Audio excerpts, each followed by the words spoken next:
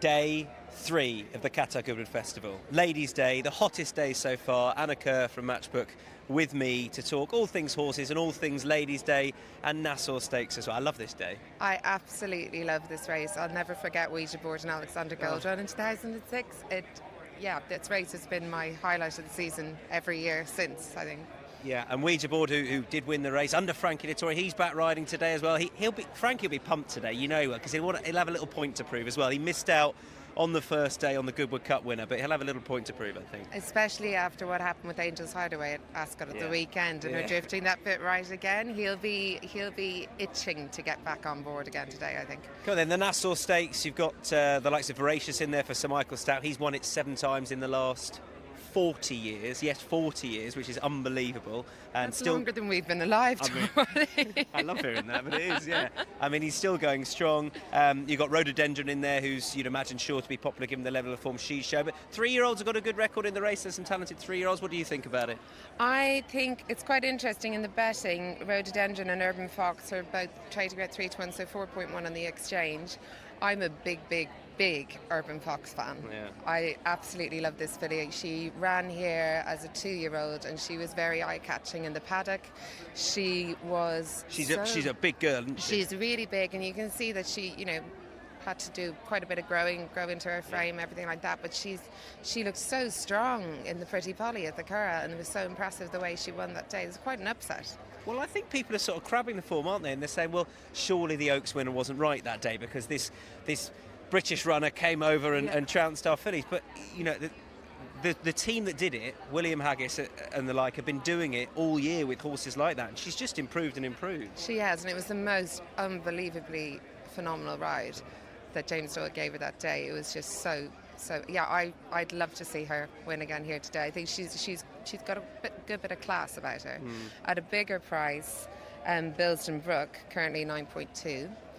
Can she come? She's another one who loves it here, and we've seen that consistently all week. Course specialist Lightning Sphere yesterday. Yeah, you love that, didn't you? I love that. I did have a bit of a teary moment when he won.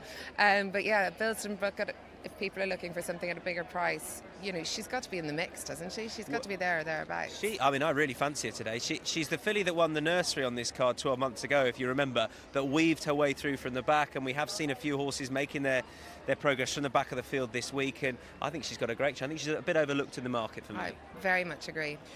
What about the other race for the fillies we'll go to next, which is the Lillie Langtry? It's the second race on the card.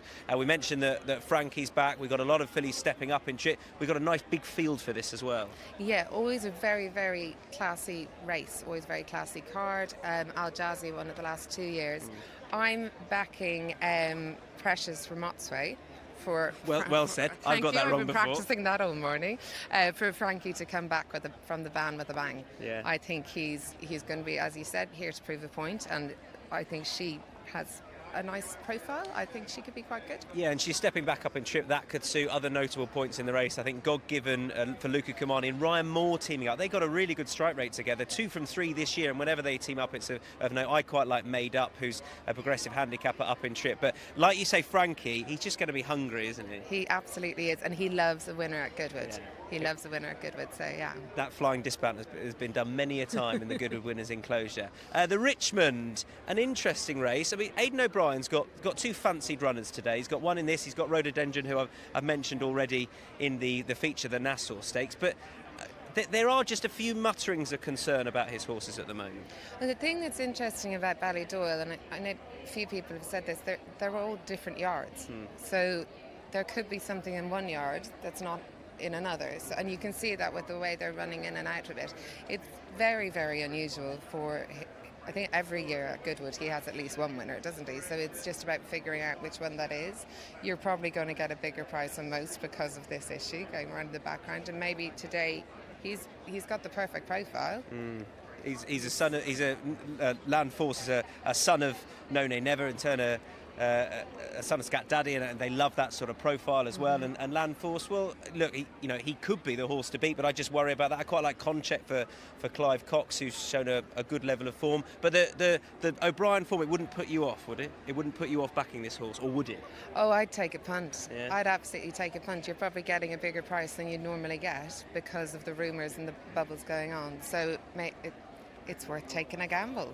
I half agree, actually. I might do it before the off. I don't know. It's not an easy race, that one. What about the Matchbook race that you sponsor, the opening contest? 10 furlongs, plenty of unexposed horses in this. Anything that catches your eye? The one for me that was jumping out is New Show for Michael Bell, having his first run since moving over from Kevin Ryan. I love New Approach as a sire. It's always really appealed to me. I think this is a horse who looks as if he's about to hit an upward curve. Honestly, I found this horse so hard to work up. First start for the new yard, could be chucked in a handicap debut, but I just don't know.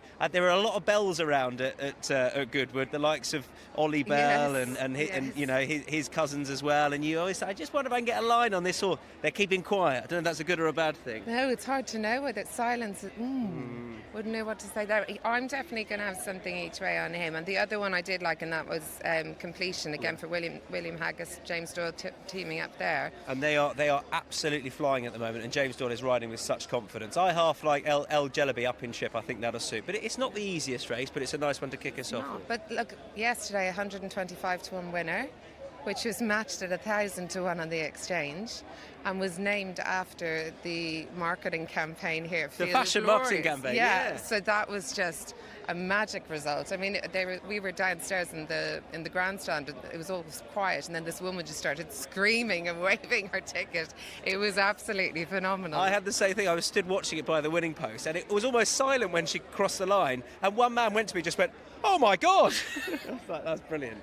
And across the board, I mean, the Matchbook prices, as far as those SPs went, I mean, if you were playing with Matchbook, you were well up, weren't you? You were. So we were 17% better Matchbook starting price than the industry standard. And then yesterday, because of that massive result, it was 280% better off with Matchbook yesterday.